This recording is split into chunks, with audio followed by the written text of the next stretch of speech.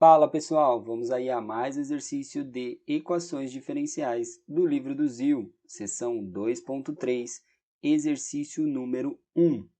Vamos ao enunciado.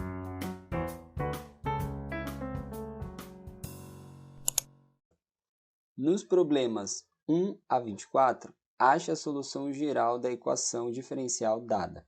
Dê o maior intervalo i sobre o qual a solução geral está definida. Determine se há termos transientes na solução geral. A equação é dy dx igual a 5y.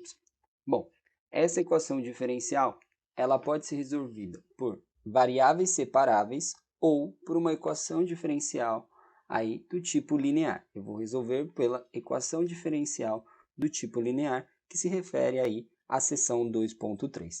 Então, dessa equação diferencial, vou escrever ela na forma aí de uma equação diferencial linear que é do tipo dy dx aí mais uma equação p de x vezes y, isso é igual a uma função q de x. Isso é uma equação diferencial da forma linear. Reescrevendo essa equação dessa forma, teremos dy dx, o 5y passa para o outro lado, então fica menos 5y igual a zero. Bom, agora dessa equação diferencial que está na forma aí linear, temos que identificar quem é a função p de x, né? A função p de x, é algo que acompanha a variável y. Então, nesse caso, a função p de x seria aí o menos 5. Então, p de x é menos 5. E a função q de x é a função de x que está depois da igualdade, que nesse caso seria igual a zero. Então, temos que q de x é igual a zero. Bom, agora que determinamos aí o termo p de x e q de x, agora a gente vai para a resolução do problema, que é necessário um fator integrante. Quem é esse fator integrante? Esse fator integrante, chamado de μ de x, é igual a e elevado à integral da função p de x dx.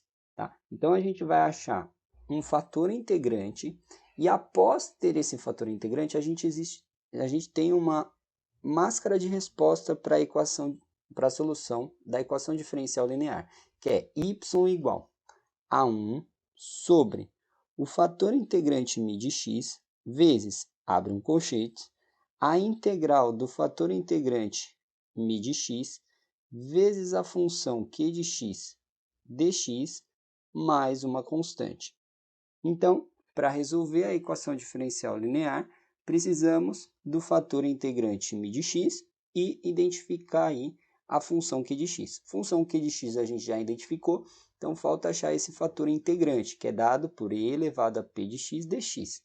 Então, achando o fator integrante, μ de x é igual a e elevado à integral de p de x é menos 5 dx, ou seja, o fator integrante vai ser e elevado à integral de menos 5 dx é menos 5x.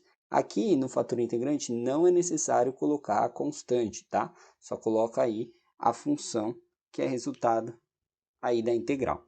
Então, achando o fator integrante, agora a gente aplica lá na máscara de resposta da equação diferencial linear, y igual a 1 sobre o fator integrante é e elevado a menos 5x, aí vezes, abre um colchete, integral do fator integrante, e elevado a menos 5x, vezes a função q de x, que é zero, isso daí, dx, mais a constante. A constante já está inclusa aí, que seria fazendo o resultado dessa integral. Aqui, e vezes zero vai dar zero.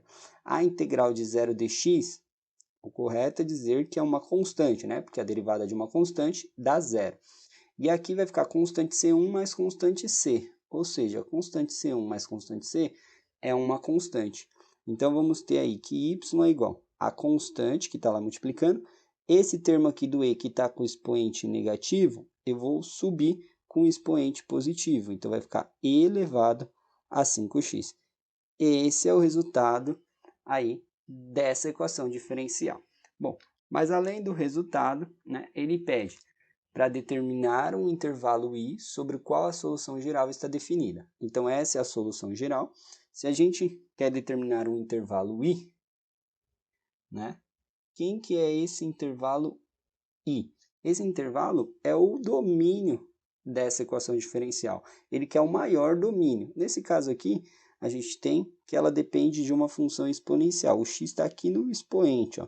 Ou seja, não tem nenhuma restrição para o x, pode ser qualquer valor. Então, o x pertence aos reais. A gente pode mostrar isso dizendo que o intervalo é de menos infinito, o x é maior que menos infinito, e é menor que mais infinito, ou seja, o x está entre menos infinito e mais infinito, todos os valores de x. Então, esse é o intervalo. E além disso, ele diz, determine se há termos transientes na solução geral. O que é determinar se tem termos transientes?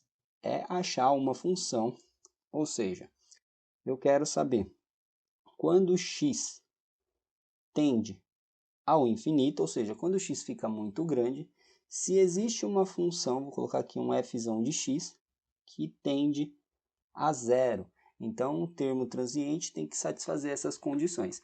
A única função de x que a gente tem aqui é o e elevado a 5x. Ou seja, quando o x aumenta 5, vamos pensar assim, 5 vezes o infinito, vai dar e elevado a infinito.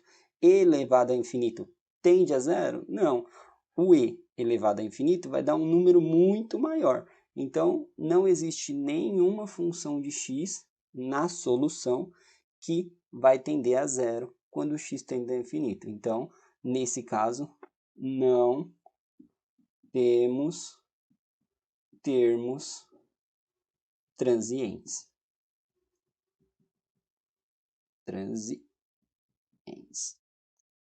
Bom, espero que tenha gostado da resolução. Se gostou, não esqueça de deixar um like e eu vou aguardar você aí num próximo exercício.